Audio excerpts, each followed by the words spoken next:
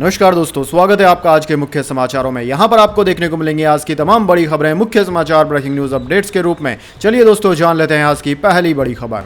राम मंदिर प्राण प्रतिष्ठा में गर्भगृह में मोदी योगी समेत 5 लोग रहेंगे। पीएम रामलला को आईना दिखाने की रस्म पूरी करेंगे।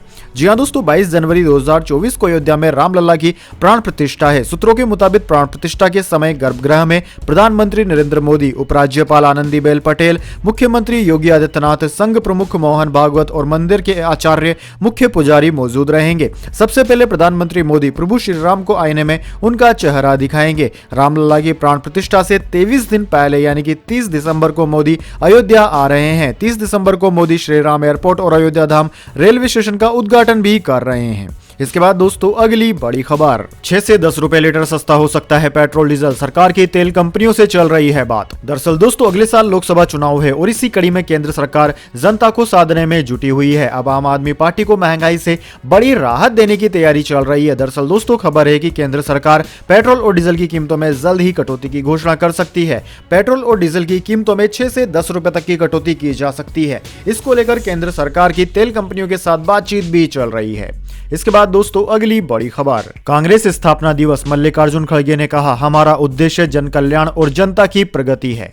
जी हां दोस्तों, कांग्रेस अध्यक्ष मल्लिकार्जुन खड़गे ने बृहस्पतिवार को कहा कि कांग्रेस ने हमेशा ऐसे भारत के निर्माण की दिशा में काम किया है जो संसदीय लोकतंत्र और समानता पर आधारित हो। कांग्रेस का आज 139वां स्थापना दिवस है और पार्टी अगले वर्ष होने वाले लोकसभा चुनाव के लिए प्रचार का प्रारंभ नागपुर में विशाल रैली के साथ कर रही है। खड़गे ने सोशल मीडिया मंच एक्स पर एक पोस्ट में कहा कि इंडियन नेशनल कांग्रेस का उद्देश्य जन कल्याण और भारत के लोगों की प्रगति है।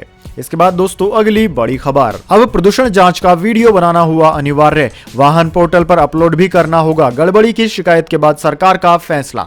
जी हां दोस्तों, अब देश भर में पॉल्यूशन अंडर कंट्रोल यानी कि PUC सर्टिफिकेट देने से पहले जांच केंद्रों को टेस्ट का कम से कम 10 सेकंड का वीडियो बनाना होगा, जिसमें गाड़ी की नंबर प्लेट सहित पॉल्यूशन टेस्ट की पूरी प्रोसेस से दिखानी होगी। साथ ही रिकॉर्डेड वीडियो सरकार के वाहन पोर्टल पर भी अपलोड करना होगा। दरअसल दोस्तों परिवहन विभाग ने यह फैसला PUC सर्टिफिकेट जारी करने में गड़बड़ी की शिकायत के बाद लिया है। दरअसल दोस्तों देश भर से कई PUC सेंटर्स के खिलाफ शिकायतें आ रही थी कि वे जरूरी जांच किए बिना ही सर्टिफिकेट इशू कर रहे हैं। वहीं कई शिकायतों में यह भी देखा गया कि सेंटर्स कई बार बिना जांच के ही सर्टिफिकेट इशू कर देते हैं।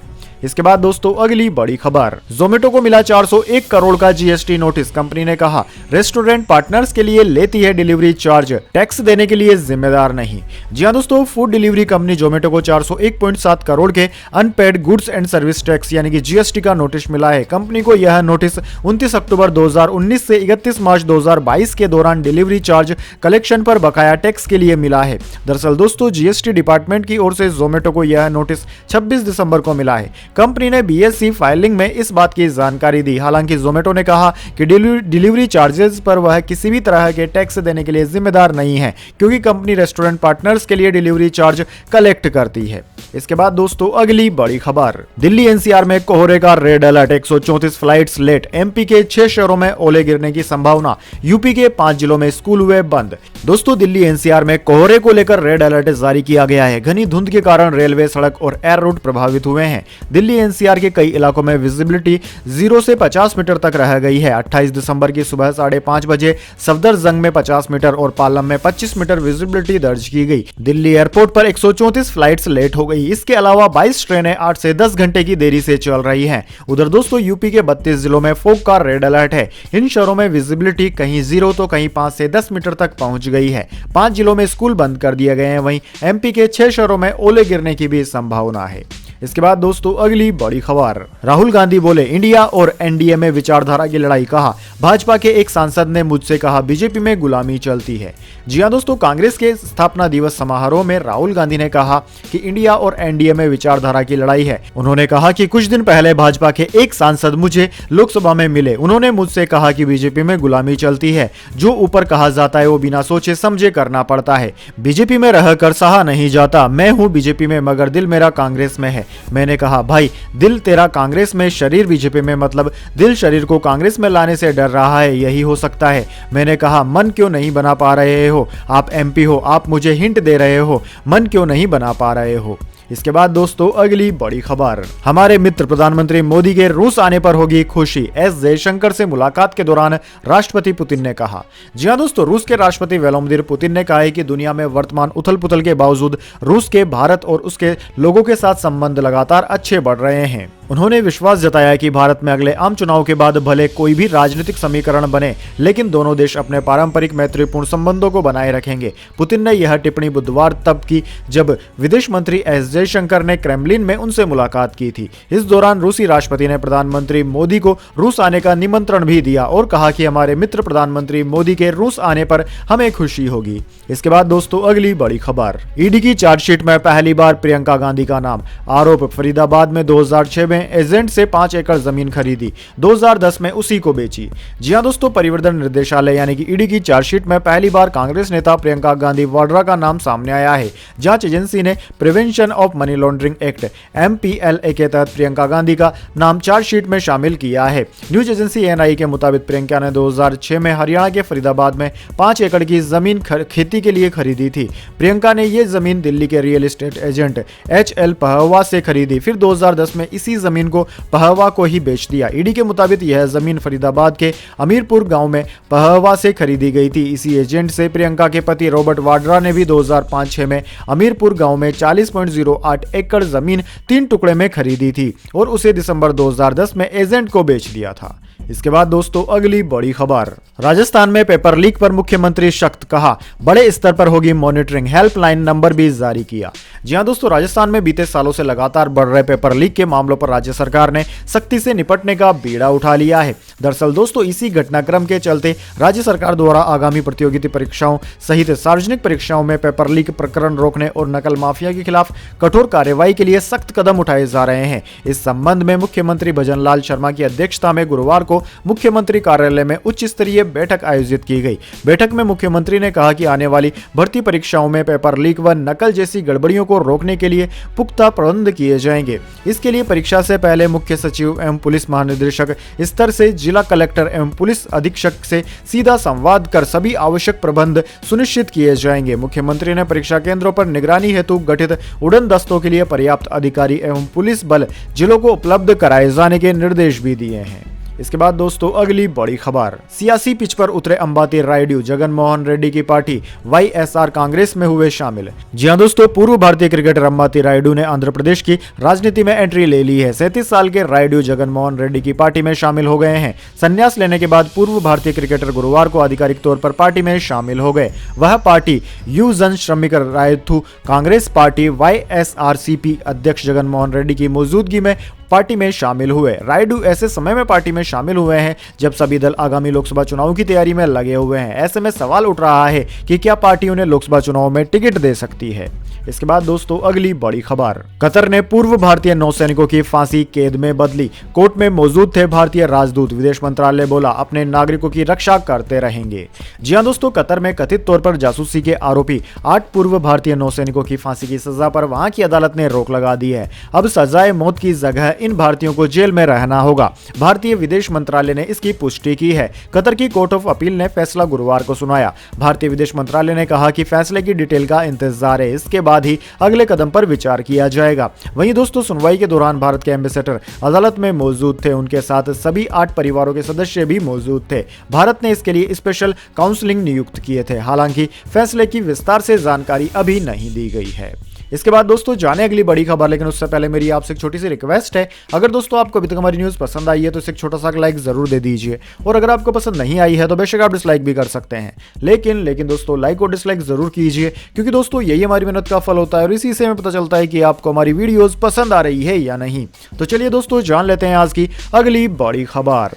सचिन के निवेश वाले शेयर में 29% की तेजी, ऑल टाइम हाई पर शेयर बाजार। सेंसेक्स ने 72,484 और निफ्टी ने 21,801 का स्तर छुआ। जी हां दोस्तों, शेयर बाजार ने गुरुवार को नया ऑल टाइम हाई बनाया। कारोबार के दौरान सेंसेक्स ने 72,484 और निफ्टी ने 21,801 का स्तर छुआ। हालांकि इसके बाद इसमें थोड़ी गिरावट देखने को मिली और सेंसेक्स 371 अंक की तेजी के साथ 72,410 के स्तर पर बंद हुआ। वहीं दोस्तों निफ्टी में भी 123 अंकों की तेजी रही। ये 23,778 के स्तर पर बंद हुआ। सेंसेक्स के 30 शेयरों में से 22 में तेजी और 8 में गिरावट देखने को मिली। वहीं दोस्तों पावर और बैंकिंग शेयर्स में आज ज्यादा तेजी देखी गई। बात करें दोस्तों निफ्टी 50 के टॉप गेनर और टॉप लूजर स्टॉक्स की, तो दोस्तों निफ्टी 50 के टॉप गेनर्स में आज कोल इंडिया, एनटीपीसी और महिंद्रा एंड महिंद्रा रहे, जबकि निफ्टी 50 के टॉप लूजर्स में अडानी एंटरप्राइजेस, एल&टी और आइसर मोटर्स रहे। इसके बाद दोस्तों अगली बड़ी खबर, 30 दिसंबर को अयोध्या में प्रधानमंत्री मोदी एयरपोर्ट, रेलवे स्टेशन के उद्घाटन समेत 2 अमृत भारत और 6 वंदे भारत ट्रेनों को दिखाएंगे हरी झंडी। जी हां दोस्तों, 22 जनवरी 2024 को राम मंदिर में भगवान राम लल्ला की प्राण प्रतिष्ठा का कार्यक्रम है। उससे पहले 30 दिसंबर 2023 को प्रधानमंत्री मोदी अयोध्या में कनेक्टिविटी से जुड़े कई प्रोजेक्ट्स की शुरुआत करने जा रहे हैं। इनमें नए एयरपोर्ट का उद्घाटन शामिल है। इसके अलावा वे अयोध्या धाम रेलवे स्टेशन के साथ ही 2 अमृत भारत ट्रेन के अलावा 6 नई वंदे भारत ट्रेनों को भी हरी झंडी दिखाएंगे। 30 दिसंबर 2023 को प्रधानमंत्री मोदी के अयोध्या दौरे का कार्यक्रम है। सुबह 11:15 बजे वे अयोध्या में रीडेवलप किए गए रेलवे स्टेशन का उद्घाटन करेंगे, जहां से वे 2 नए अमृत भारत और 6 नई वंदे भारत ट्रेनों को हरी झंडी भी दिखाएंगे। इसके बाद दोस्तों अगली बड़ी खबर, साउथ अफ्रीका में शर्मनाक हार, 3 दिन में टीम इंडिया ने टेके घुटने, सीरीज में मेजबान ने बनाई बढ़त। जी हां दोस्तों, भारतीय क्रिकेट टीम को साउथ अफ्रीका के खिलाफ 2 मैचों की टेस्ट सीरीज के पहले मुकाबले में बेहद शर्मनाक हार का सामना करना पड़ा। बॉक्सिंग डे टेस्ट में महज 3 दिन में ही मेजबान टीम ने भारत के खिलाफ पारी और 32 रन की बड़ी जीत दर्ज करते हुए 1-0 की अजेय बढ़त हासिल कर ली है। पहली पारी में भारतीय टीम महज 245 रन के स्कोर पर सिमट गई थी, जबकि दूसरी पारी में तो 131 रन पर ही सिमट गई। साउथ अफ्रीका ने पहली पारी में 408 रन बनाए और पहली पारी के आधार पर 163 रन से आगे थी। इसके बाद भारत की दूसरी पारी बुरी तरीके से लड़खड़ा गई और वह 163 रन बनाकर दूसरी पारी को बराबर भी नहीं कर पाई। महज 131 के स्कोर पर पूरी टीम ऑल आउट हो गई। इसके बाद दोस्तों अगली बड़ी खबर, 2023 में इंडियन फिल्मों ने कमाए 11,730 करोड़, 4 एडल्ट फिल्मों का कलेक्शन 1875 करोड़ के पार। देवोल, SRK, रणवीर के नाम रहा साल। जी हां दोस्तों, इंडियन फिल्म इंडस्ट्री के लिए 2023 जबरदस्त साबित हुआ है। इस साल रिलीज हुई फिल्मों से करीब 11,730 करोड़ की रिकॉर्ड ब्रेकिंग कमाई हुई है। इस साल टॉप 5 फिल्मों ने बॉक्स ऑफिस पर 4,386 करोड़ की कमाई की। इस साल नया ट्रेंड यह देखने को मिला कि एडल्ट सर्टिफिकेट वाली 4 फिल्मों की ही कमाई 1875 करोड़ के करीब है। एक्टर्स की बात करें तो ये साल शाहरुख खान के लिए बेहद लकी साबित हुआ, जिनकी 3 फिल्में रिलीज हुई, जिनमें से 2 ब्लॉकबस्टर रही। इसके अलावा सनी देओल ने भी गदर 2 के जरिए धमाकेदार वापसी की। एनिमल ने रणवीर कपूर को यंग सुपरस्टार के तौर पर स्थापित कर दिया। इस फिल्म से बॉबी देओल भी चमके। एक्ट्रेस में आलिया भट्ट, दीपिका पादुकोण, कियारा आडवाणी की फिल्में भी हिट रही। इसके बाद दोस्तों अगली बड़ी खबर, गोगा मेडी की हत्या के आरोपी के घर पर चला बुलडोजर, अवैध निर्माण गिराया गया। जयपुर के खातीपुरा इलाके में हुआ एक्शन। जी हां दोस्तों, राष्ट्रीय राजपूत करणी सेना के अध्यक्ष सुखदेव सिंह गोगा मेडी हत्याकांड के आरोपियों पर एक्शन शुरू हो गया है। हत्या में शामिल रहे शूटर रोहित सिंह राठौड़ के खातीपुरा स्थित मकान के अवैध निर्माण पर गुरुवार को बुलडोजर चलाया गया। इस दौरान नगर निगम के अधिकारी और बड़ी संख्या में पुलिस मौके पर पहुंची। दरअसल दोस्तों, नगर निगम ग्रेटर की विजिलेंस टीम को जानकारी मिली कि शूटर रोहित सिंह राठौड़ ने खातीपुरा इलाके में अवैध कब्जा कर रखा है। इस पर रोहित सिंह राठौड़ के खातीपुरा की सुंदरवन कॉलोनी में स्थित मकान के बाहर कार्यवाही की गई। रोहित ने खातीपुरा स्थित सुंदर नगर में प्लॉट संख्या 11 के बाहर सड़क पर अवैध निर्माण किया हुआ था। यहां बाउंड्री वाल और कोठरी नुमा स्ट्रक्चर बना हुआ था, जिसे गिराया गया। इसके बाद दोस्तों अगली बड़ी खबर, शरद पवार बोले भाजपा राम मंदिर पर राजनीति कर रही, मुझे इनॉग्रेशन में नहीं बुलाया गया लेकिन मंदिर बनने से खुश हूं। जी हां दोस्तों, नेशनलिस्ट कांग्रेस पार्टी एनसीपी के प्रमुख शरद पवार ने कहा है कि उन्हें 22 जनवरी को होने वाले राम मंदिर के उद्घाटन में नहीं बुलाया गया है। उन्होंने कहा कि भाजपा राम मंदिर के नाम पर राजनीति कर रही है। पवार ने कहा कि भाजपा के पास लोगों का समर्थन पाने के लिए कोई ठोस आधार नहीं है, इसलिए ऐसा लग रहा है कि भाजपा राम मंदिर का इस्तेमाल करके लोगों को बांटने की कोशिश कर रही है। ये समझ नहीं आ रहा है कि भाजपा इस मुद्दे को राजनीति के लिए या व्यवसायिक मतलब के लिए इस्तेमाल कर रही है। हालांकि हम खुश हैं कि राम मंदिर बन रहा है, इसके लिए बहुत से लोगों ने दान दिया है। इसके बाद दोस्तों अगली बड़ी खबर, चुनावों से पहले दालों की महंगाई को लेकर सरकार सतर्क, ड्यूटी फ्री अरहर उड़द दाल इंपोर्ट की अवधि को किया एक्सटेंड। जी हां दोस्तों, दालों की महंगाई ने मोदी सरकार को परेशान कर रखा है, वो भी ऐसे समय जब अगले 3 महीने के बाद लोकसभा चुनाव का शंखनाद होने वाला है। ऐसे में सरकार कोई जोखिम नहीं लेना चाहती। केंद्र सरकार ने अब उड़द और तूर यानी कि अरहर दाल के इंपोर्ट की ड्यूटी फ्री आयात की अवधि को 1 साल यानी कि 31 मार्च 2025 तक के लिए बढ़ा दिया है, जिससे आम लोगों को सस्ती दाल उपलब्ध कराई जा सके। पिछले हफ्ते सरकार ने मसूर दाल पर जीरो इम्पोर्ट ड्यूटी को 31 मार्च 2025 तक एक्सटेंड कर दिया था। वाणिज्य मंत्रालय के अधीन आने वाले DGFT ने इस फैसले को लेकर गुरुवार 28 दिसंबर 2023 को नोटिफिकेशन जारी कर दिया है।